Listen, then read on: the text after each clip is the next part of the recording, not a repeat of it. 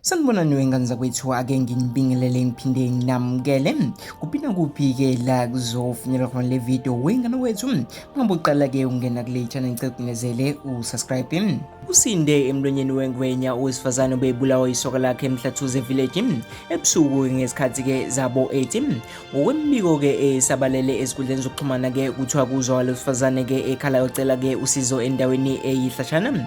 Le ntombazane-ke bebukeka laphana-ke isencane-ke kuthiwa-ke isindiswe-ke ukufika kwequlu-ke lomphakathi umgilo-ke kuvela ukuthi-ke ungwasesigodini-ke sakwabiyela-ke obuka leli soka-ke kuthiwa-ke lijwayele vele-ke ukuyibhonya-ke noma-ke ukuyishaya-ke le ntombazane.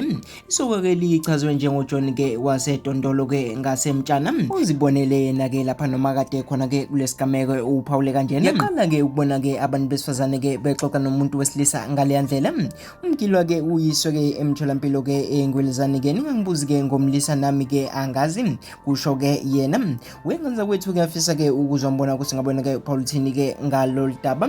Mina sengiphuma njalo-ke ngintatheli-ke yaku-YouTube ngabe uqala-ke ukubona le video noma ungena kule channel lethu ngicela usubscribe uzowatshitshela zonke-ke indaba esikubeka zona la-ke ngolimi kamageba isiZulu eziqiniso.